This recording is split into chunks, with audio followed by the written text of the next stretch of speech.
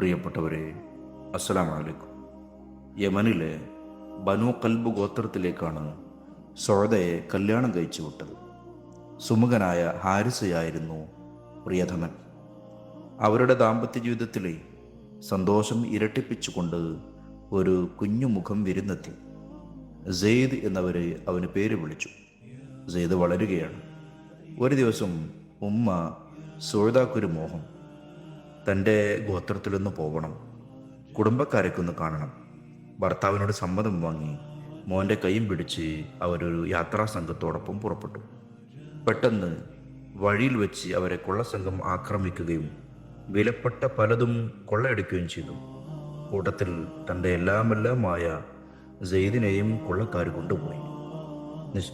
ഒന്നും ചെയ്യാൻ സാധിക്കാതെ അലമുറയിട്ട് കരഞ്ഞുകൊണ്ട് പ്രിയപ്പെട്ട സൗദ ഉമ്മ ഹാരിസയുടെ അരികിലേക്ക് കൂടിയെത്തുന്നുണ്ട്.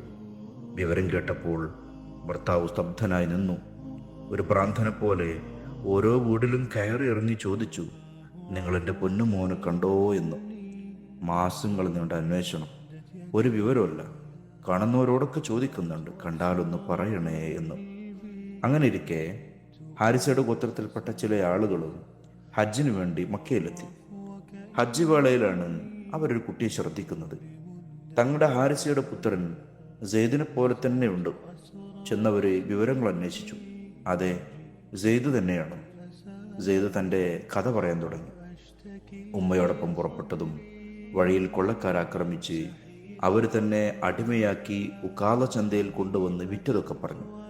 അവിടുന്ന് തന്നെ വാങ്ങിയത് ഖദീജ ബീവിയുടെ സഹോദരപുത്രനായിരുന്ന ഹക്കീമുബിന് ഹിസാമായിരുന്നു.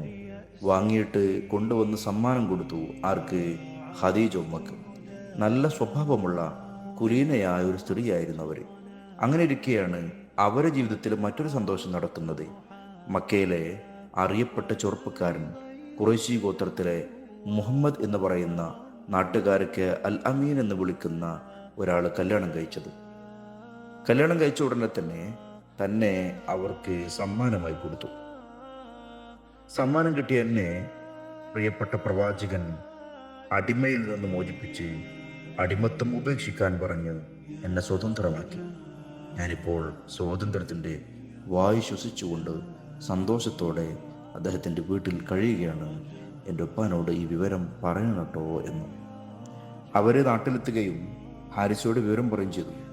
ഹാരിസയ്ക്ക് വല്ലാത്ത സന്തോഷം. അനുജൻ കൽബിനെയും കൂട്ടി മക്കയിലെത്തി. പോരുന്ന വഴിയിൽ കാണുന്ന സമ്മാനങ്ങളൊക്കെ അവർ ഒരുമിച്ച് കൂട്ടുന്നുണ്ട്. കയ്യിൽ കുറച്ചൊക്കെ ക്യാഷും കരുതിയിട്ടുണ്ട്. എങ്ങനെയെങ്കിലും മോനെ ഒന്ന് മോചിപ്പിക്കണം, തങ്ങളുടെ നാട്ടിലേക്ക് എത്തിക്കണം. അവർ വീടന്വേഷിച്ചു കണ്ടെത്തി. മുമ്പിൽ നിൽക്കുന്ന അപരിചിതരായ രണ്ടാളുകൾ. മുത്തനബി അവരോട് കാര്യം അന്വേഷിച്ചു. അപ്പോഴാണ് പറഞ്ഞത്, ഞങ്ങളുടെ മോനാണ് നിങ്ങളിവിടെ വളർത്തുന്ന സെയ്ദ് എന്ന്. അവനെ കിട്ടിയാൽ സന്തോഷമായി. എന്ത് വേണമെങ്കിലും, എത്ര ക്യാഷ് വേണമെങ്കിലും, ഞങ്ങൾ കൊണ്ടുവന്നിരിക്കുന്ന എല്ലാ സമ്മാനവും അങ്ങേക്ക് നൽകാം. അവനൊന്ന് തരുമോ എന്ന് ചോദിച്ചു. മുത്തനബി പറഞ്ഞു, അങ്ങനെയെങ്കിൽ നമുക്ക് സെയ്ദിൻ്റെ അഭിപ്രായം അന്വേഷിക്കാം. സെയ്ദിനെ വിളിച്ചു. കുറച്ചകലെ അവർ സംസാരിക്കുന്നത് ഇങ്ങനെ പാളി നോക്കിക്കൊണ്ടിരിക്കുന്ന സെയ്ദ് അവരുടെ മുമ്പിലേക്ക് വന്നു.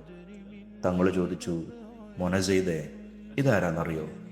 സെയ്ദ് പറഞ്ഞു, ഇതെൻ്റെ ഉപ്പയാണ്. അപ്പുറത്തിരിക്കുന്നത് എൻ്റെ എളാപ്പയുമാണ്. ഇവർ വന്നതേ എന്നെ കൊണ്ടുപോകാനാ. എന്താ നിന്റെ തീരുമാനം? ഒരു നിമിഷം പോലും ആലോചിക്കാതെ ആ ബാലൻ പറഞ്ഞു, ഇല്ല, ഞാൻ പോകുന്നില്ല. എനിക്ക് അങ്ങയുടെ കൂടെ ഇവിടെ നിന്നാൽ മതി എന്ന്. ഉപ്പാക്ക് വല്ലാത്ത സങ്കടമായി. എന്താ മോനെ പറയുന്നത്? നീ പോന്നത് മുതൽ ഇത്ര മാസങ്ങളായി ഞങ്ങൾ വല്ലാത്ത വിഷമത്തിലാണെന്നറിയോ?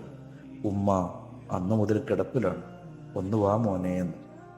വീണ്ടും സെയ്ദ് ഉറപ്പിച്ച് പറഞ്ഞു, ഇല്ല ഉപ്പ, ഉപ്പാനെക്കാട്ടിലും ഉമ്മാനെക്കാട്ടിലും എനിക്ക് സ്നേഹവും പരിഗണനയും നൽകുന്ന നല്ലൊരു മനുഷ്യൻ്റെ കൂടെയാണ് ഞാനിപ്പോൾ ജീവിക്കുന്നത്.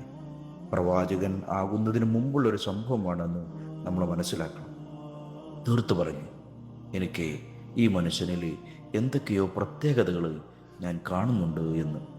ഇത് കേട്ടതോടുകൂടി മുത്തനബി സല്ലല്ലാഹു അലൈഹി വസല്ലം ആ മോൻ്റെ കയ്യും പിടിച്ച് കഅബയ്ക്ക് അരികിലേക്ക് നടന്നു. കൂടെ പിതാവാകുന്ന ഹാരിസയും എളാപ്പയുണ്ട്.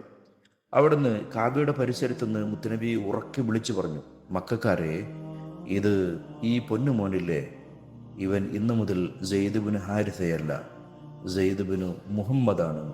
ഇതെൻ്റെ മോനാണ്. എൻ്റെ അനന്തര സ്വത്തിൽ അവകാശമുള്ള എൻ്റെ രക്തത്തിൽ പിറന്ന മോനെപ്പോലെ തന്നെയാണ് എന്നൊക്കെ പ്രഖ്യാപിച്ചു. വലിയ സന്തോഷമായി ബാപ്പാക്ക്. കാരണം തൻ്റെ മോൻ വന്നിരിക്കുന്നത്, തൻ്റെ മോൻ ഇപ്പോൾ ജീവിച്ചു കൊണ്ടിരിക്കുന്നത് തങ്ങളെക്കാട്ടിലും അവനെ പരിഗണിക്കുന്ന ഒരാളുടെ കൂടെയാണല്ലോ എന്ന സന്തോഷത്തിൽ നാട്ടിലേക്ക് മടങ്ങി. പ്രിയപ്പെട്ടവരെ, നിങ്ങൾ ആലോചിച്ച് നോക്കൂ, വെറുതെയാണോ മുത്തുനബി സല്ലല്ലാഹു അലൈഹി വസല്ലമയെ കുറിച്ച് അള്ളാഹു പറഞ്ഞത് തങ്ങളെ അങ്ങ് മഹത്തായ സ്വഭാവത്തിൻ്റെയും മേലെയാണ് എന്ന്? സാധാരണഗതിയിലെ മതനിഷ്ഠയിൽ ജീവിക്കുന്ന ഒരാളോട് പുതിയ കാലത്തെ ടീനേജിലുള്ള കുട്ടികൾക്കൊക്കെ അടുക്കാൻ വലിയ വിഷമായിരിക്കും. എന്നാൽ ഇവിടെ നേരെ തിരിച്ചാണ്. വല്ലാതെ ആകർഷിക്കുകയാണ് മുത്തുനബി സല്ലല്ലാഹു അലൈഹി വസല്ലം. പറയാണ്, എനിക്ക് വാപ്പാ നിങ്ങളെക്കാട്ടിലും ഉമ്മാനെക്കാട്ടിലും ഇദ്ദേഹത്തിൻ്റെ കൂടെ ജീവിച്ചാൽ മതി എന്ന്. അത് ആ സ്വഭാവ മഹിമ കൊണ്ടല്ലാതെ പിന്നെന്താണ്? പിന്നീട് ഇങ്ങോട്ട് വല്ലാതെ ചരിത്രം പിറക്കുന്നുണ്ട്. പറഞ്ഞാൽ സമയം ദൈർഘ്യമായി പോകും. സൂറത്ത് അഹ്സാബിൽ 37-ാമത്തെ ആയത്തിൽ സെയ്ദ് തങ്ങളുടെ പേര് പറഞ്ഞുകൊണ്ട് പോലും ആയത്തിറങ്ങുന്നുണ്ട്. അള്ളാഹു പരാമർശിക്കുന്നുണ്ട്. ഹിബ്ബുൻ നബി സല്ലല്ലാഹു അലൈഹി വസല്ലം എന്ന പേരിലാണ് അദ്ദേഹത്തെ ചരിത്രം വിശേഷിപ്പിക്കുന്നത്. അള്ളാഹു തആല നമുക്കും അത്തരണത്തിലുള്ള ഹിക്മത്തിൻ്റെ മാർഗത്തിൽ ഒരുപാട് കൂട്ടുകാരെ ദീനിലേക്ക് അടുപ്പിക്കാനും നമ്മുടെ സ്വഭാവ വൈശിഷ്ട്യം നന്നാക്കാനൊക്കെ തൗഫീഖ് നൽകുമാറാവട്ടെ. ആമീൻ യാ റബ്ബൽ ആലമീൻ. അല്ലാഹുമ്മ സ്വല്ലി അലൈഹി വസല്ലം. അസ്സലാമു അലൈക്കും.